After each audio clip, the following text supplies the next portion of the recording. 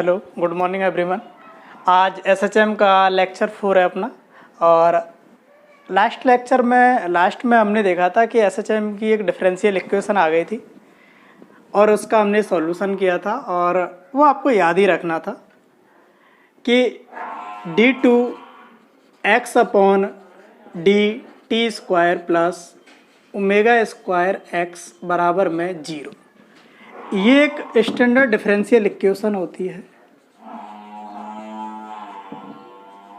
Standard differential equation. और इसका जो सॉल्यूशन निकल के आ रहा था वो था x बराबर में a sine omega t plus phi के बराबर। कितना आ रहा था? a sine omega t plus phi के बराबर आ रहा था। और एसएचएम की जो डिफरेंशियल इक्वेशन आई थी वो आई थी d2 x upon dt² plus k/m x बराबर में 0। और यहाँ पर ओमेगा स्क्वायर की जगह पर आ गया था आपका k/m। और यहाँ से अगर मैं ओमेगा की बात करूँ तो वो आ रहा था अंडरूट में k/m के बराबर। क्या आ रहा था? ओमेगा बराबर में अंडरूट में k/m के बराबर। ये सारी चीज़ें हमने देख ली थी और x बराबर ये आ गया था। और जब x बराबर a sine omega t plus phi जब आ रहा था तो इसमें हमने बहुत सारे टर्म्स जो थी उनके बारे में जाना था कि ये जो पूरा टर्म जो था इसको हम लोग फेज बोल के चल रहे थे। क्या बोल रहे थे बेटा? इसको फेज बोल रहे थे। और ये जो था वो था displacement at any time t, at any time t, किसी समय t पर ये क्या था? एसएचएम करते हुए कण का विस्थापन। ये था आपका मैक्सिमम डिस्प्लेसमेंट, जिसको नाम हम दे रहे थे एम्पलीट्यूड।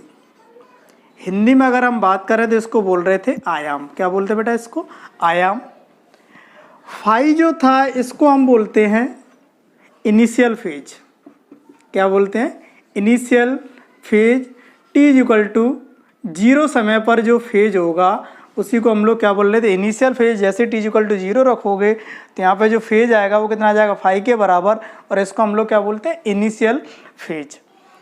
ये जो है फेज के बारे में बताया था आपको कि फेज हमें क्या बताता है? वो x और v के बारे में इंफॉर्मेशन देता है कि किसी समय पर विस्थापन कितना है या फिर वो किधर गति कर रहा है, इन सब के बारे में, वेग कितना है, इन सब के बारे में ये बताता है। धीरे धीरे हम आगे बढ़ेंगे तो और भी आपको समझ में आता जाएगा। आगे जो और भी जो डेफिनेशन जो आती हैं, जो टर्म आती हैं, उनके बारे में हमें जानना है। ये सारी चीज़ें तो हमने लिख ली थी, कल लास्ट लेक्चर में हम लोगों ने देख लिया था। आगे अगर हम बात करें, आगे जब अगर हम बात करें तो एक आता है बेटा आपका t। क्या आता है? t, जिसको हम बोलते हैं टाइम पीरियड। क्या बोलते हैं? Time period. एक जो टर्म आती है वो आ जाती है आपकी टाइम पीरियड की। टाइम पीरियड हिंदी में आप लोग जानते ही हो, आवर्तकाल। और सिंपल सी डेफिनेशन आवर्तकाल की जो होती है वो आप जानते हो क्या होता है कि एक चक्कर लगाने में लगा समय जो होता है उसको हम लोग क्या कह रहे थे? आवर्तकाल कह रहे थे। क्या कह रहे थे? आवर्तकाल। और इसको हम लोग क्या कर रहे थे? कैपिटल T से डिनोट कर रहे थे। एक चक्कर लगाने में जो लगा समय था उसी को हम लोग क्या कह रहे थे? आवर्तकाल कह रहे थे। लेकिन यहाँ पे चक्कर तो नहीं बोलेंगे। यहाँ पे हमें क्या बोलना चाहिए कि जैसे सिंपल पेंडुलम की भी अगर बात करोगे तो आप यहाँ से छोड़ोगे, यहाँ से छोड़ोगे, ये यहाँ आएगा, फिर ये इधर पहुँचेगा, एनर्जी कंजर्व है, यहाँ तक जाएगा, फिर वापस वही लौट के जाएगा और इसका क्या हो जाएगा? एक दोलन कंप्लीट हो जाएगा। और इस एक दोलन को कंप्लीट होने में जो समय लगेगा उसी को हम लोग क्या बोल देंगे? आवर्तकाल। तो यहाँ पे अगर हम बात करेंगे टाइम पीरियड क्या होता है तो वो तुम्हारा क्या हो जाता है? एक दोलन, एक ऑसिलेशन कंप्लीट करने में जो समय लगेगा उसी को हम लोग क्या बोलेंगे? Time period. और इसका अगर हम SI यूनिट की अगर हम बात करें तो इस क्या जो ऐसा यूनिट आ जाता है वो तुम्हारा क्या आ जाता है, सेकंड। क्या आ जाता है, सेकंड। ठीक है बेटा, यहाँ तक ही हो जाता है। अगली टर्म जो आती है जिसके बारे में हम बात करें वो आ जाती है फ्रीक्वेंसी।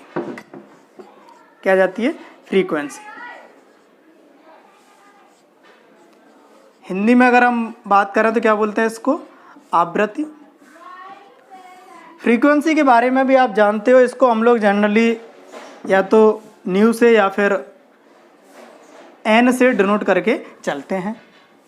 और फ्रीक्वेंसी के डेफिनेशन के लिए आप लोगों ने पहले देखा था कि फ्रीक्वेंसी क्या होती है, एक सेकंड में लगे चक्करों की संख्या। तो यहाँ पे हम जो बोलेंगे वो बोलेंगे, कुल मिला के फ्रीक्वेंसी जो होता है वो जनरल वर्ड होता है। जब भी कहीं पे भी एक आवर्ती फलन आता है, जहाँ पे भी कोई अपना जो चीज़ है उसको बार बार रिपीट कर रहा होता है, तो वहाँ पे हम लोग किसकी बात करने लग जाते हैं, फ्रीक्वेंसी। वो होता है कि एक सेकंड में ये कितनी बार रिपीटेशन कर रहा है। मतलब इसको अगर हम बात करें तो होता है रिपीटेशन पर सेकंड, नंबर ऑफ रिपीटेशन पर सेकंड, कि एक सेकंड में वो अपने आप को कितनी बार रिपीट कर रहा है, वही उसकी क्या होती है, आवृत्ति होती है। जब भी कोई आवृत्ति फलन आता है ना, कहीं पे भी जब भी आप आवृत्ति फलन पीरियोडिक फंक्शन की कहीं पे भी बात करोगे तो वहाँ पे तुम्हारी क्या आ जाती है, फ्रीक्वेंसी के बारे में बात होने लगती है। और जनरली फ्रीक्वेंसी अगर हम बात करें तो वो तुम्हारी क्या होती है कि एक सेकंड में वो अपने आप को कितनी बार रिपीट कर रहा है, सेम चीज़ को कितनी बार दोहरा रहा है, उसकी संख्या कितनी है एक सेकंड में, वही उसकी क्या हो जाती है, फ्रीक्वेंसी हो जाती है। और जब हम वहाँ पे बात कर रहे थे सर्कुलर मोशन में, जब बात कर रहे थे तो वहाँ पे हम लोगों ने क्या बोला था कि एक सेकंड में कोई कण कितने चक्कर लगा रहा है, मतलब अपने पाथ को एक सेकंड में कितनी बार दोहरा रहा है, उसी को हम लोगों ने क्या कह दिया था, फ्रीक्वेंसी की कह दिया था। यहाँ पे अगर हम बात करेंगे तो यहाँ पे क्या बोल दोगे, एक सेकंड में दोलनों की संख्या, मतलब यहाँ पे क्या बोलोगे, दोलन पर सेकेंड, दोलन पर सेकंड, वही तुम्हारी क्या हो जाएगी, फ्रीक्वेंसी हो जाएगी। कि एक सेकंड में जो दोलनों की संख्या होगी, एक दोलन में लगा समय तुम्हारा क्या होता है, आवर्तकाल होता है। और एक सेकंड में ये कितने दोलन लगाएगा वो उसकी क्या होती है, फ्रीक्वेंसी होती है। क्या होती है बेटा, फ्रीक्वेंसी होती है। इसके अगर ऐसा यूनिट की अगर बात करोगे, ऐसा यूनिट की अगर बात करोगे इसकी, तो देखो ये तो क्या है, नंबर ये तो संख्या है कि एक सेकंड में कितने दोलन लगा रहे हैं, ये तुम्हारी क्या है, संख्या, ये तुम्हारा क्या है, समय है। ठीक है बेटा, तो यहाँ से अगर हम बात करें एक यूनिट तो इसका आ जाता है हर्ट्ज। क्या आ जाता है, हर्ट्ज आ जाता है। और हर्ट्ज की अगर हम बात करें तो 1 हर्ट्ज की अगर हम बात करें, ये किसके बराबर होता है, वो तुम्हारा होता है एक दोलन, एक ऑसिलेशन पर सेकंड, एक दोलन पर सेकंड, ये इसी के बराबर। या तो आप लिख लो दोलन पर सेकंड, या फिर वो इसको क्या बोल दो, हर्ट्ज बोल दो। दोनों ही क्या है, सेम चीज़ हैं, दोनों ही क्या है, सेम चीज़ हैं। और अगर बात करोगे तो यहाँ से क्या बोल दोगे, इसी को सेकंड इनवर्स। क्या बोल दोगे, फ्रीक्वेंसी, इसका फ्रीक्वेंसी का यूनिट क्या हो जाएगा, सेकंड इनवर्स। ये तो क्या संख्या है, इसका तो कोई मात्रक है नहीं, ये सेकंड कहाँ चला जाएगा ऊपर, तो ये क्या बन जाएगा, सेकंड इनवर्स। तो यहाँ पे अगर हम बात करें, या तो हर्ट्ज बोल दो, एक हर्ट्ज जो होता है 1 दोलन पर सेकंड, जो एक सेकंड में जो रिपीटेशन है उसी को हम क्या बोल देते हैं, हर्ट्ज बोल देते हैं। जैसे यहाँ पे अगर हम बोले एक सेकंड में कोई 5 दोलन लगा रहा है, तो हम क्या बोल देंगे, उसकी फ्रीक्वेंसी कितनी है, 5 हर्ट्ज के बराबर है। ठीक है बेटा, यहाँ तक बात हो जाती है। अगला जो टर्म आता है वो आ जाता है, जैसे वहाँ पे ओमेगा के बारे में मैंने बात नहीं की थी, वहाँ पे मैंने ओमेगा के बारे में बात नहीं की थी, उसके बारे में और बात कर लेते हैं, फिर हम लोग आगे बढ़ते जाएंगे। ये क्या है, जो टर्म आएंगे ना उनके बारे में हम लोग पहले बात कर लेते हैं। अच्छा, एक चीज़ और कि फ्रीक्वेंसी और आवर्तकाल में आप रिलेशन जानते हो, वो तुम्हारा क्या आता है, n बराबर में 1/t। n बराबर में क्या जाता है आपका, 1/t। ये आप जानते हो कि अगर हम बात करें, ये तुम्हारी क्या आवृत्ति और आवर्तकाल में जो रिलेशन आता है, n बराबर क्या जाता है आपका, 1/t। इस बारे में हम लोग पहले ही बात कर चुके हैं। ठीक है, अगला जो टर्म आता है बेटा वो आ जाता है एंगुलर फ्रीक्वेंसी। क्या आ जाता है, एंगुलर फ्रीक्वेंसी, कोणीय आवृत्ति। और इसको हम लोग ओमेगा से डिनोट करके चल रहे हैं। किससे डिनोट करके चल रहे हैं, ओमेगा से डिनोट करके चल रहे हैं। और इसकी अगर हम बात करें तो आप जानते हो ओमेगा बराबर में रिलेशन हमने पढ़ा था, ओमेगा बराबर में क्या जाता है आपका 2π/t, और आपका क्या निकल के जाता है 2π n, और तुम्हारा क्या जाता है 2πN/60। ये सारी चीज़ें आपको पता ही था। n तुम्हारा क्या होता है, तुम्हारा RPM में आ जाता है, तुम्हारा किस में आ जाता है, RPS में। ये पर मिनट वाला होता है, तुम्हारा किस में होता है पर सेकंड वाला, और इसका जो यूनिट आता है निकल के वो तुम्हारा क्या जाता है रेडियन पर सेकंड। इन सब के बारे में हम बात कर चुके हैं। ये तुम्हारा क्या गया एंगुलर फ्रीक्वेंसी, जिसको हमने किससे डिनोट किया है ओमेगा से, और इन पर जो रिलेशन निकल के आता है ओमेगा बराबर में तुम्हारा क्या जाता है 2π/t के बराबर। ठीक है बेटा, आगे बढ़ते हैं हम इसमें। और अब बात आ जाती है इसमें वेग और त्वरण वगैरह कितने होते हैं, कि अगर कोई भी कण एसएचएम मोशन कर रहा है तो हमें ये पता था कि किसी समय टी पर अगर हम विस्थापन की बात करें तो वो तो तुम्हारा कितना आ रहा था a sin ω/t plus phi के बराबर। लेकिन किसी समय पर अगर हम बात करें कि कोई भी कण है वो दोलन गति कर रहा है, कि ये कोई कण हो गया और ये क्या कर रहा है दोलन गति कर रहा है, ये आपकी क्या होगी मीन पोजीशन, क्योंकि कोई भी कण मीन पोजीशन के इधर उधर गति करता है, दोलन गति करता है, और ये आपकी क्या होगी एक्सट्रीम पोजीशन। यहाँ पे अगर हम बात करें तो आपको पता है यहाँ पे वेलोसिटी कितनी आ रही थी 0 के बराबर आ रही थी, यहाँ पे कुछ और वेलोसिटी होगी, यहाँ पे कुछ और होगी, मतलब x के साथ क्या हो रही होगी वेलोसिटी चेंज हो रही होगी, समय के साथ वेलोसिटी क्या हो रही होगी चेंज हो रही होगी। किसी समय पर किसी x पर कितना वेग होगा, कितना त्वरण होगा, उसी बारे में हमें क्या करनी है बात करनी है। तो हमें अब क्या निकालना है हमें, अब हमें निकालना है वेलोसिटी एंड एक्सेलरेशन।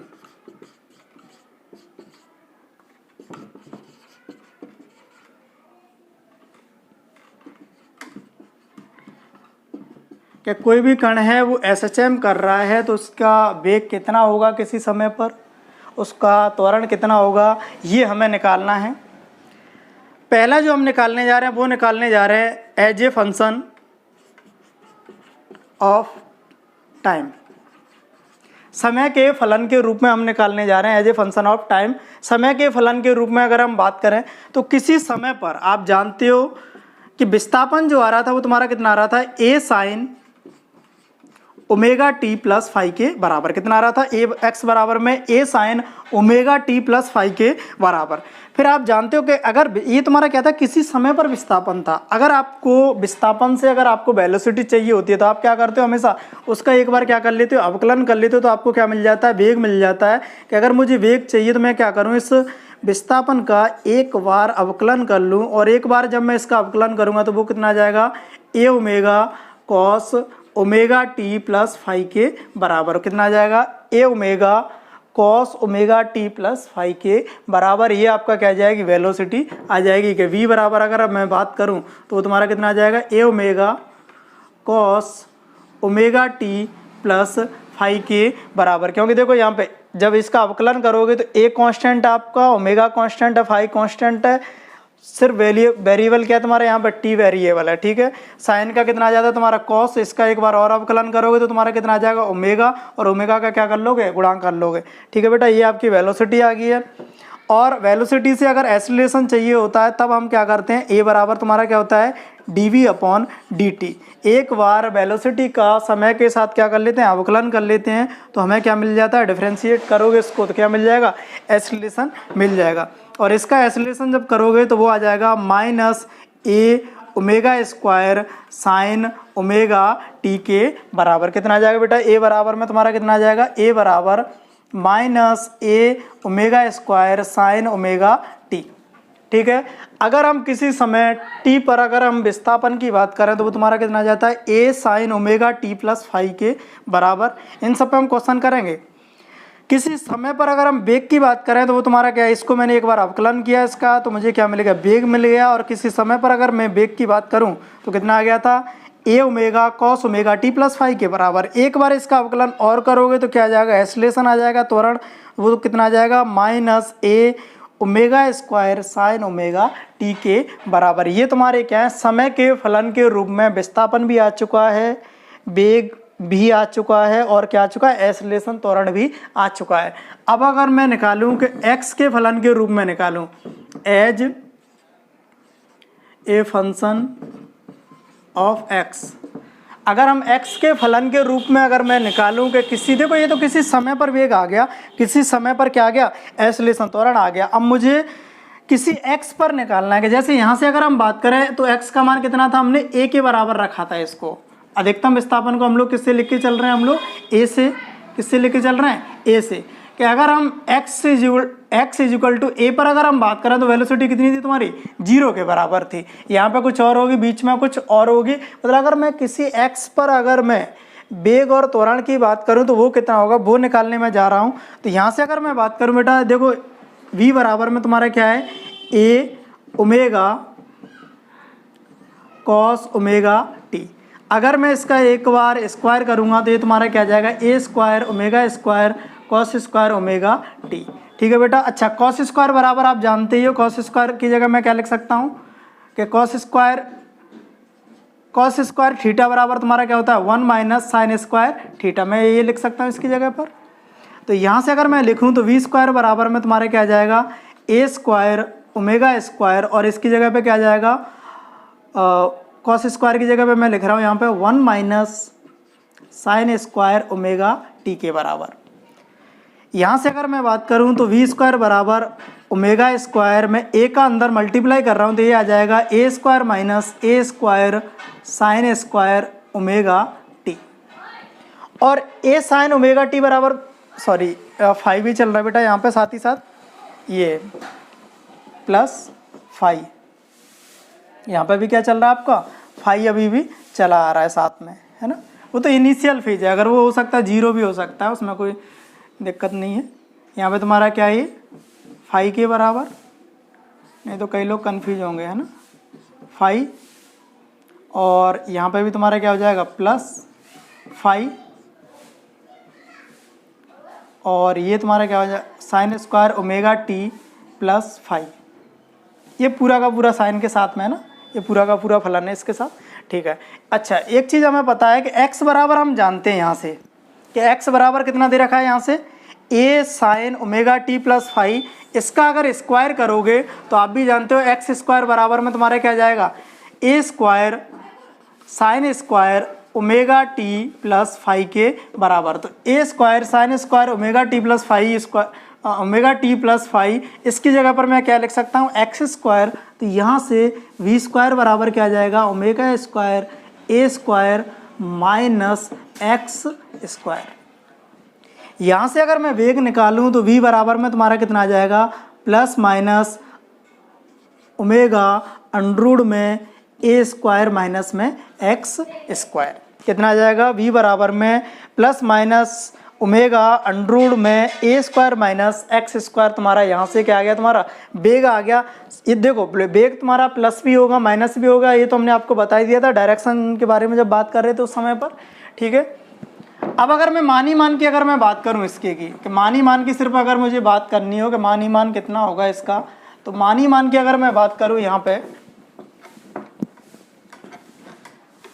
तो मान ही मान आपका आ जाएगा v बराबर में कि अगर मुझे सिर्फ मान ही मान से मतलब है, डायरेक्शन तो मैं डिसाइड कर लूँगा कण किधर जा रहा है। अगर इधर चल रहा होगा तो पॉजिटिव होगा, इधर चल रहा होगा तो क्या होगा, माइनस होगा। सिर्फ मैं मान ही मान की बात करूँ तो मान ही मान तुम्हारा कितना आ जाएगा, ओमेगा अंडरूड में ए स्क्वायर माइनस एक्स स्क्वायर। यहाँ पे अगर बात करोगे, जैसे जैसे आप x की वैल्यू रखते जाओगे, विस्थापन की वैल्यू रखते जाओगे, आपको क्या मिलता जाएगा, कण का वेग मिलता जाएगा, ठीक है। एक तो रिजल्ट आपको ये याद रखना है कि किसी x पर अगर मैं बात करूं तो वेग जो आता है वो तुम्हारा कितना आ जाता है, ओमेगा अंडरूड में ए स्क्वायर माइनस एक्स स्क्वायर के बराबर। दूसरी बात, अगर मैं त्वरण की अगर मैं बात करूं, किसकी बात करूं बेटा, त्वरण की, तो त्वरण बराबर ए बराबर में तुम्हारा आ रहा था minus a omega square sine omega t plus 5 के बराबर। कितना आ रहा था, minus a omega square sine omega t plus 5 के बराबर तुम्हारा आ रहा था ए। यहाँ से अगर मैं बात करूँ तो ये तुम्हारा आ जाएगा माइनस ओमेगा स्क्वायर, और ए को मैंने इसके साथ लिखा ए साइन ओमेगा टी प्लस 5, और हम ये जानते हैं कि ए साइन ओमेगा टी तुम्हारा क्या होता है, एक्स होता है। तो यहाँ से ए बराबर तुम्हारा क्या जाएगा, माइनस ओमेगा स्क्वायर एक्स। एक ये रखना है, याद रखना कि किसी x पर अगर हम बात करें तो किसी x पर त्वरण जो आता है वो तुम्हारा कितना आ जाता है, माइनस ओमेगा स्क्वायर एक्स। किसी x पर अगर हम बात करें वेग की तो वो कितना आ जाता है, ओमेगा अंडरूट में ए स्क्वायर माइनस एक्स स्क्वायर के बराबर आ जाता है। समय के फलन के रूप में हमने देख ही लिया था, एक्स बराबर कितना आ रहा था आपका a sine omega t plus five के बराबर। वेग की अगर हम बात करें तो वो तुम्हारा कितना आ रहा था a omega cos omega t plus five के बराबर। और अगर हम त्वरण की बात करें समय के फलन के रूप में तो वो आ रहा था minus a omega square sine omega t plus five के बराबर। एक्स के फलन के रूप में अगर वेग की बात करोगे तो वो तुम्हारा कितना आ जाए, याद रखने ये रिजल्ट जो है, एक्स के फलन के रूप में अगर वेग की बात करोगे तो वो तुम्हारा कितना आ जाएगा ओमेगा अंडरूट में ए स्क्वायर माइनस में एक्स स्क्वायर। और यहाँ पे अगर हम त्वरण की बात करें तो त्वरण आ जाएगा माइनस ओमेगा स्क्वायर एक्स के बराबर। ठीक है बेटा, ये सब याद रखने। वेलोसिटी इनके साइन के बारे में तो हम पहले ही बात कर चुके थे कि इनके साइन प्लस माइनस कैसे लेने, उस बारे में बात हो चुकी थी। मान ये हो चुका है, बाकी का आगे हमें सिर्फ इसके लगातार क्वेश्चन करने हैं। अभी थियोरेटिकली पोर्शन ये कंप्लीट हो जाएगा लगभग, फिर इससे रिलेटेड जो भी इस थ्योरी से रिलेटेड जितने क्वेश्चन होंगे वो आपको करवाए जाएंगे। कुछ कुछ चीज़ें जो हमें याद रखनी है कि हम ये जानते हैं कि जब भी कोई कण दोलन गति कर रहा होता है तो मीन पोजीशन के इधर उधर गति कर रहा होता है। ये उसकी क्या होगी, मान लेते हैं मीन पोजीशन। और एक सीमांत स्थिति होती है जिसको हम एक्सट्रीम पोजीशन कहते हैं, मान लेते हैं वो ये है, दोनों साइड में होती है वो, एक मान लेते हैं इधर है। और यहाँ से अगर हम विस्थापन की अगर हम बात करें तो वो तुम्हारा कितना है ए के बराबर। यहाँ से इस ब्लॉक के विस्थापन की अगर हम बात करें तो वो तुम्हारा कितना है ए के बराबर है। प्लस माइनस हम देख लेंगे, मान ही मान की बात कर रहे हैं तो वो कितना है ए के बराबर। यहाँ पे अगर हम बात करें तो एक्स इक्वल टू तुम्हारा कितना है 0 के बराबर। अगर मैं मीन पोजीशन की बात करूँ, at mean position, mean position पर अगर मैं बात करूं तो एक्स इक्वल टू क्या होता है बेटा आपका 0 होता है। एक्स इक्वल टू क्या होता है आपका 0, एक्स इक्वल टू 0 होता है। अगर मैं वेग की बात करूं कि वेग कितना होगा यहाँ पर मीन पोजीशन पर तो वो आपका कितना आ जाएगा v बराबर में ओमेगा अंडरूट में ए स्क्वायर माइनस एक्स की जगह पे कितना आ जाएगा 0 का स्क्वायर। और ये तुम्हारा कितना आ जाएगा ओमेगा ए के बराबर। और ये आपका बेटा क्या होता है मैक्सिमम होता है, कितना होता है ओमेगा ए के बराबर में। यहाँ पे मीन पोजीशन पर सबसे ज़्यादा वेग होता है वो तुम्हारा कितना होता है ओमेगा ए के बराबर। बाकी का आप कहीं पे भी निकालोगे तो x का मान कुछ भी रखोगे, यहाँ पे x का मान कुछ भी अगर रखोगे तो इस वेग का मान तुम्हारा क्या आएगा, कुछ ना कुछ कमी आएगा। अधिकतम मान आपको कहाँ मिलेगा, जब x का मान कितना हो 0, मतलब कहाँ पे मीन पोजीशन। तो आपको ये याद रखना है ये पॉइंट कि कोई भी कण अगर SHM कर रहा है तो उसका अधिकतम वेग जो होता है वो तुम्हारा कहाँ पर होता है, वो होता है आपका मीन पोजीशन पर। कहाँ होता है मीन पोजीशन पर। और उसकी वैल्यू जो आती है वो तुम्हारी कितनी आ जाती है ओमेगा ए के बराबर। कितनी आ जाती है ओमेगा ए के बराबर। अगर मैं त्वरण की बात करूं, त्वरण तुम्हारा कितना हो जाएगा मीन पोजीशन पर। त्वरण अगर इसमें रखोगे x का मान कितना है 0 तो त्वरण तुम्हारा कितना हो जाएगा 0। तो मीन पोजीशन पर वेग अधिकतम होता है, त्वरण तुम्हारा क्या होता है 0 होता है। त्वरण कितना होता है वहाँ पे 0 होता है। एट एक्सट्रीम पोजीशन पे अगर मैं बात करूँ, एट एक्सट्रीम पोजीशन इन पे अगर मैं बात करूँ, ये तुम्हारी क्या है एक्सट्रीम पोजीशन। तो यहाँ पर x बराबर में तुम्हारा क्या होता है प्लस माइनस a होता है, मतलब x बराबर क्या है तुम्हारा a के बराबर है।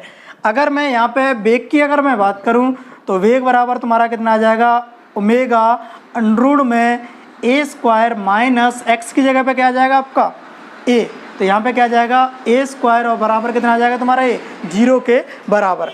और अगर मैं त्वरण की बात करूँ, त्वरण तुम्हारा क्या आता है आपका अधिकतम आ जाता है। कितना आ जाएगा, क्योंकि x का मान तुम्हारा क्या है एक्सट्रीम पोजीशन पर पहुंचोगे तो x का मान कितना अधिकतम, और x का मान अगर अधिकतम है तो a का मान भी तुम्हारा क्या आ जाएगा अधिकतम। तो यहाँ से अगर a मैक्सिमम की बात करूँ तो वो तुम्हारा कितना आ जाएगा ओमेगा स्क्वायर x की जगह पे क्या आ जाएगा a।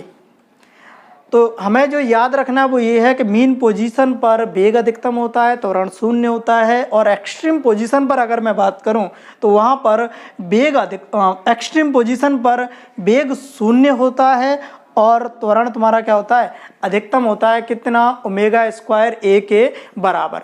ठीक है बेटा, यहाँ तक सारी चीज़ें आपको क्लियर हो जानी चाहिए। ठीक है, आगे जो टॉपिक है वो और देखते हैं। अगली हेडिंग डाल लेना। जो क्वेश्चन बनता है वो बनता है इनमें फेज डिफरेंस के ऊपर क्वेश्चन बनता है।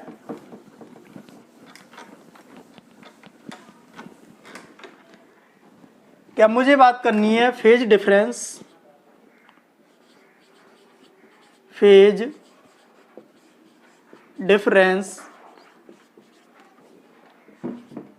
बिटवीन x एंड b कि विस्थापन और वेग के बीच में फेज डिफरेंस कितना है, वेग एंड एक्सेलरेशन के बीच में फेज डिफरेंस कितना है, और एक्सेलरेशन एंड x के बीच में फेज डिफरेंस कितना है, वो हमें देखना है। क्या है वो बता देते हैं, ये याद रखना जनरल सा पॉइंट है क्योंकि ये पूछ देता है कभी कभार। कि हम ये जानते हैं कि किसी समय पर x इक्वल टू तुम्हारा कितना होता है, a sine omega t plus phi के बराबर, और यहाँ पे साइन के साथ में ये जो लिखा होता है इसी को हम लोग क्या कह रहे थे, फेज बोल रहे थे। अब हमें फेज डिफरेंस बताना है x और b के बीच में, तो पहले वेग लिख लेते हैं, वेग कितना होता है। v बराबर हम बात करें तो वो तुम्हारा कितना हो गया, a omega cos omega t plus phi के बराबर। वेग आपका यही आता है कि वेग की अगर मैं बात करूं तो वेग बराबर कितना आ जाता है आपका, a omega cos omega t plus phi के बराबर। मुझे फेज में डिफरेंस बताना है कि इन दोनों के फेज में कितना डिफरेंस है। इसका फेज तो ये है, इसका फेज देखो, पहली बात तो इन दोनों को समान बनाएंगे तभी हम फेज में डिफरेंस बता पाएंगे। ये साइन में इसको भी क्या करें, साइन बनाए। और एक चीज़ हम ये जानते हैं कि साइन π/2 प्लस थीटा अगर हम बात करें तो ये आपका क्या होता है, कॉस थीटा के बराबर आता है। क्या आता है, कॉस थीटा के बराबर। मतलब मैं इस कॉस थीटा की जगह पर मैं क्या लिख सकता हूँ, π/2 प्लस थीटा। तो मैं इस कॉस थीटा को, ये जो कॉस थीटा जो लिखा हुआ है, ये जो कॉस लिखा हुआ है, इसको मैं साइन में कन्वर्ट कर रहा हूँ। मैंने लिखा a ओमेगा साइन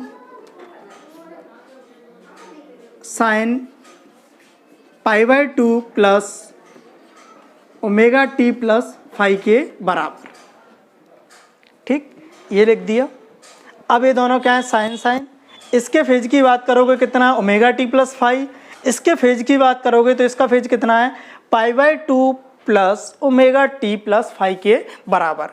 ऐसे ही मुझे त्वरण और वेग में भी पता करना है फेज का डिफरेंस, तो पहले त्वरण भी लिख लेते हैं ऐसे ही, उसके बाद फिर क्वेश्चन करते हैं।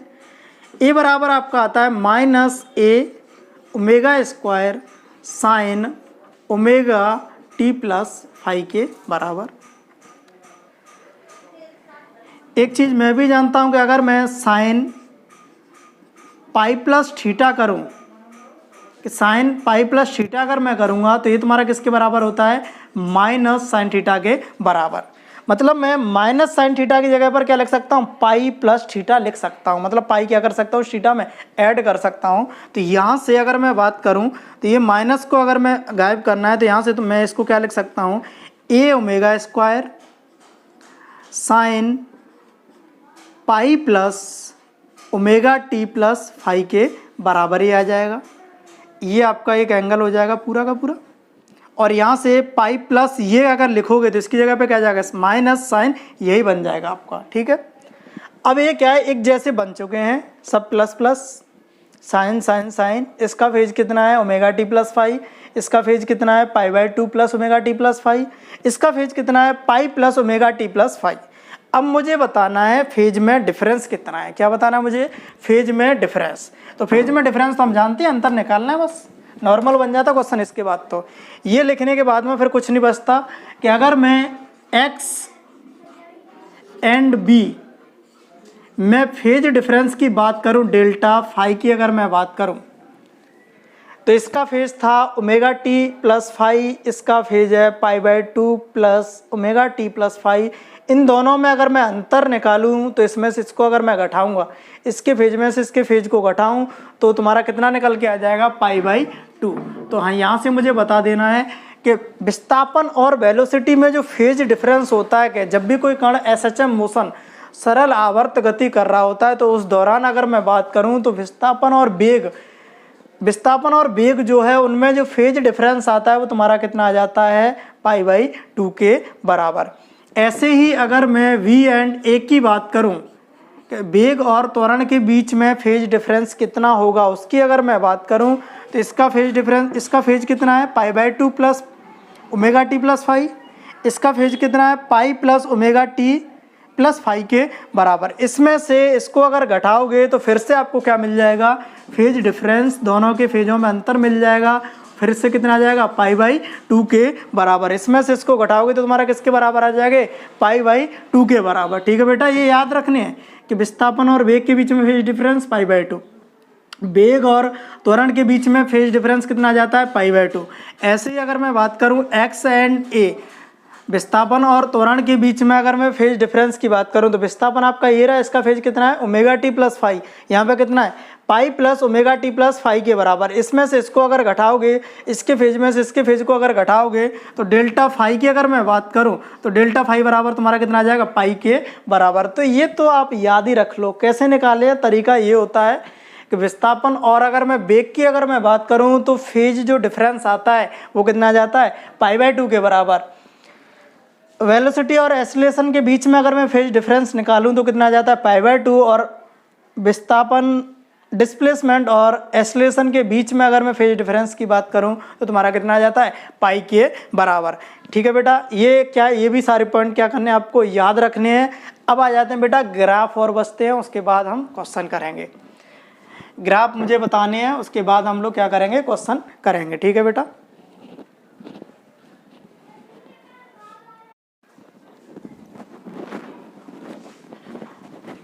एक ग्राफ के बारे में बात कर लेते हैं। x और t के बीच में ग्राफ बनाना है, b और t के बीच में ग्राफ बनाना है, a और t के बीच में ग्राफ बनाना है। हमें ये पता है कि x जो होता है, विस्थापन जो होता है समय के साथ ऐसे बदल रहा होता है, x = a sin omega t plus phi. हम ये मान के चल रहे हैं कि इनिशियल फेज जो है वो तुम्हारा कितना है, 0 है। इनिशियल फेज तुम्हारा कितना है, 0 है। उस समय अगर हम बात करें तो विस्थापन किसी समय पर कितना आ जाएगा, a sin ओमेगा टी। वेग की अगर हम बात करें तो वो तुम्हारा कितना आ जाएगा, a omega cos omega T. Acceleration, त्वरण की बात करोगे तो कितना आ जाएगा, -a omega square sin omega T.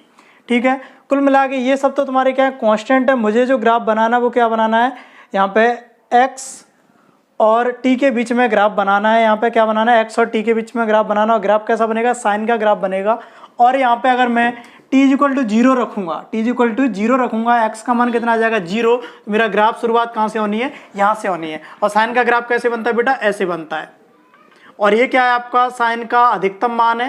ये तुम्हारा क्या है, साइन का अधिकतम मान है। और साइन का अधिकतम मान तुम्हारा कितना आएगा, +a के बराबर। ठीक है, और ये तुम्हारा क्या है, -a। तो यहाँ पे x और t के बीच में ग्राफ बनाओगे तो कुल मिला के ग्राफ कौन सा बनेगा, साइन का ग्राफ बनेगा। और शुरुआत कहाँ से होनी है, यहाँ से होनी है। और इस हिसाब से साइन का ग्राफ आपका होता है। ठीक है, और ये ग्राफ जो बनेगा ऊपर नीचे किसके बीच में बनेगा, +a से लेके कहाँ तक बनेगा, -a के बीच में, क्योंकि अधिकतम मान तुम्हारा कितना आएगा, +a के बराबर। मिनिमम मान की बात करोगे तो कितना आ जाएगा तुम्हारा, -a के बराबर।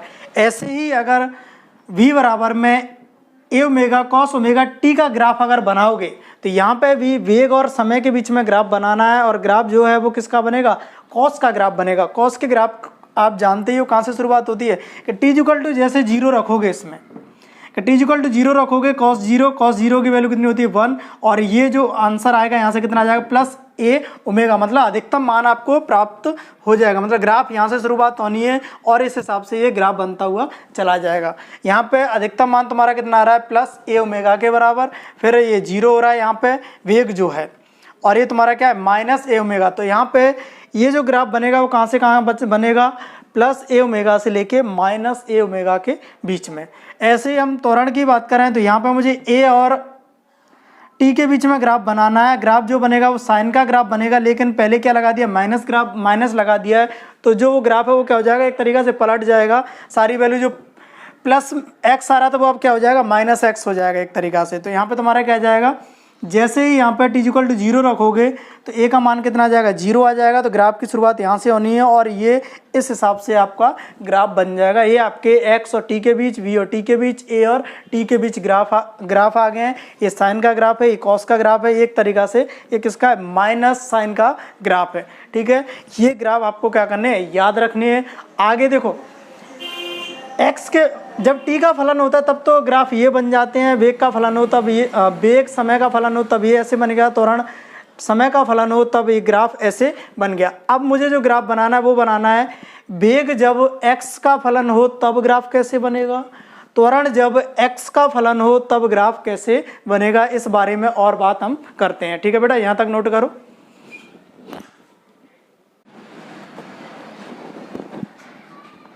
अब बात करते हैं ग्राफ जो है हमारा a और x के बीच में मुझे ग्राफ बनाना है, और यहाँ पे a जो है x का फलन है, t का फलन है, तब हमने ग्राफ कैसा आएगा वो हमने देख लिया था। अब अगर x का फलन है तब ग्राफ बनाना है a और x के बीच में, और a और x के बीच दोनों की अगर हम बात करें तो वो कैसा है तुम्हारा एक एक घात है, तो ग्राफ कैसा बनेगा, पहली बात तो सरल रेखा ग्राफ बनेगा, और दूसरी बात ये है कि यहाँ पे ढाल की अगर बात करोगे तो ये आप जानते हो y बराबर में कैसा है mx प्लस सी जैसा है, जहाँ पे इन दोनों की घात क्या होती है एक एक, और इसके साथ में जो होता है वो तुम्हारा क्या होती है ढाल होती है, और ये क्या होता है आपका बाई एच पे काटा गया अंतःखंड, बाई एच पे काटा गया अंतःखंड, इसमें कितना है 0। इसका मतलब है ये जो भी ग्राफ बनेगा, ग्राफ क्या बनेगा, ये तो सरल रेखा ग्राफ बनेगा। ये सरल रेखा जो है वो कहाँ से निकलेगी, मूल बिंदु से निकलेगी, क्योंकि ये बाई एच पे काटा गया अंतःखंड कितना है तुम्हारा 0 के बराबर, और उसकी ढाल कैसी है नेगेटिव है, और ढाल नेगेटिव है। इसका मतलब है ये जो लाइन है प्लस एक्स एक्सिस के साथ में 90 डिग्री से ज़्यादा का कोण बनाएगी, तो कुल मिला के ये जो ग्राफ है कुछ ऐसे बनेगा।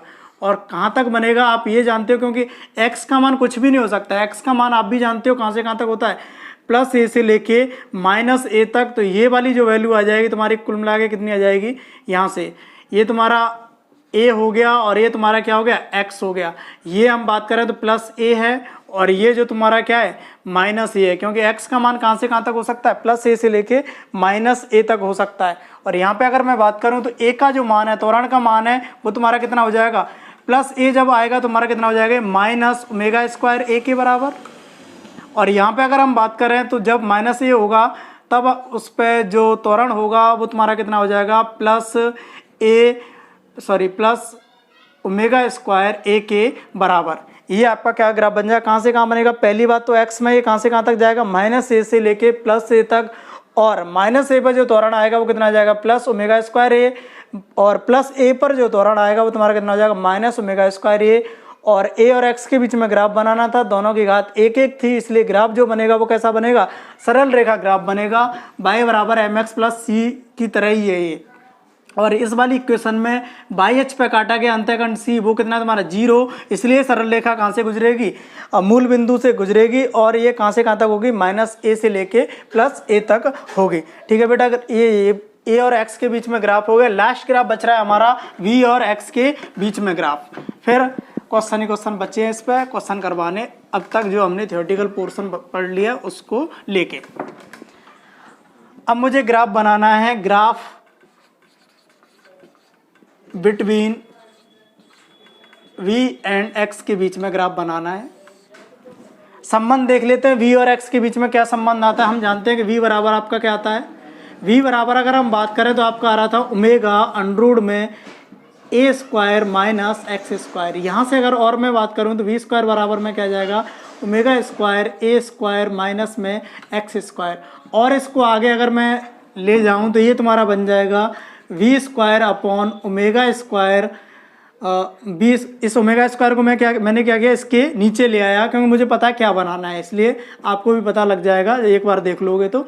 We square upon omega square बराबर में तुम्हारा इधर क्या जाएगा, a square minus x square. इस एक्स स्क्वायर को मैं इधर लेके आया तो ये आपका बन जाएगा v square upon omega square plus x square बराबर में ए स्क्वायर।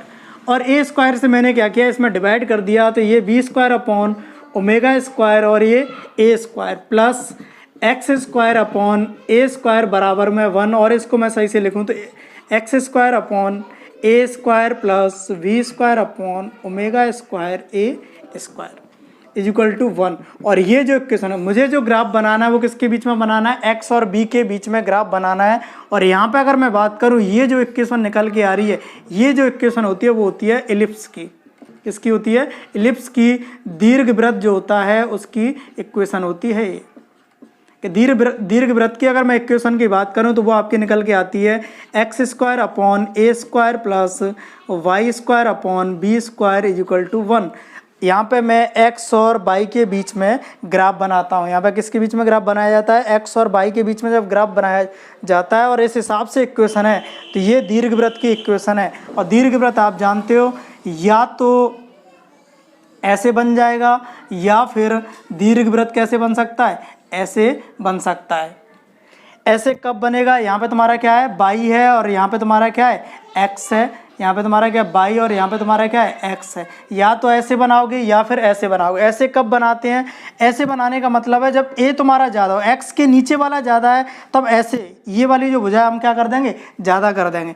अगर y के नीचे वाला अगर ज़्यादा है तो ये वाली जो साइड है वो क्या कर देंगे? ज़्यादा कर देंगे। कुल मिला के इस हिसाब से बना देंगे। यहाँ पर अगर हम बात करें, ये भी अगर देखें तो x और b के बीच में अगर मुझे ग्राफ बनाना है तो ये इससे अगर कंपेयर करोगे तो आपको पता चलेगा कि यहाँ पे x और b का अगर मैं ग्राफ बनाने जाऊं तो ये जो इक्वेशन आ रही है वो तुम्हारी किसकी आ रही है? एलिप्स की इक्वेशन आ रही है। इसलिए x और b के बीच में जो ग्राफ है, x एंड b के बीच ग्राफ है वो किसका है? एलिप्स है। कौन सा है वो? एलिप्स का बनेगा। किसका बनेगा? एलिप्स का। दीर्घवृत्त का ग्राफ बनेगा। दीर्घवृत्त कैसा होता है उस हिसाब से बनाना है। इसमें भी देखो हम 3 केस पढ़ने हैं। पहला केस हम जो पढ़ने जा रहे हैं वो ये है कि हम ये मान लेते हैं कि इस ओमेगा का मान तुम्हारा कैसा है? ग्रेटर देन 1 है। अगर इस ओमेगा का मान अगर ग्रेटर देन 1 है तो हम ये जानते हैं ए ओमेगा इज ग्रेटर देन किससे हो जाएगा? ए से। किससे हो जाएगा? ए से। कि मतलब इस ए ओमेगा मतलब ये वाला जो है, यहाँ पे अगर हम बात करें ये वाला कब बनता है ग्राफ? जब ए इज ग्रेटर देन क्या होता है तुम्हारा? बी। ये वाला जो ग्राफ बनता है वो तुम्हारा कब बनता है? जब बी इज ग्रेटर देन क्या होता है? ए होता है। यहाँ पे अगर हम बात करें तो यहाँ पे ये जो फॉर्मेट आ रहे हैं वो तुम्हारा कैसा आ रहा है? एक्स स्क्वायर अपॉन ए का होल स्क्वायर, इसकी तरह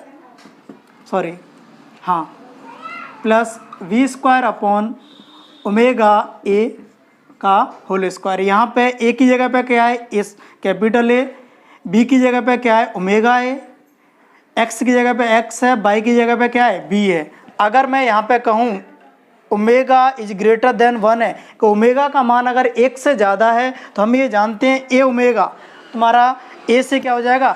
ज़्यादा हो जाएगा। ए ओमेगा तुम्हारा क्या हो जाएगा? ए से ज़्यादा हो जाएगा। मतलब इस v के नीचे वाला जो टर्म है वो तुम्हारा क्या हो चुका है? ज़्यादा हो चुका है। अब इस केस में अगर मैं दीर्घवृत्त बनाऊँ, अगर इधर मैं v लेके चल रहा हूँ, इधर मैं x लेके चल रहा हूँ, तो ग्राफ जो बनेगा वो कैसा बन जाएगा आपका? इस हिसाब से दीर्घवृत्त बनेगा। ये जो आएगी वो तुम्हारी किसके बराबर होगी? ए ओमेगा के बराबर आएगी। ये किसके बराबर आ जाएगी? ए ओमेगा के। ये जो आती है वो तुम्हारी किसके बराबर आ जाएगी? ए के बराबर।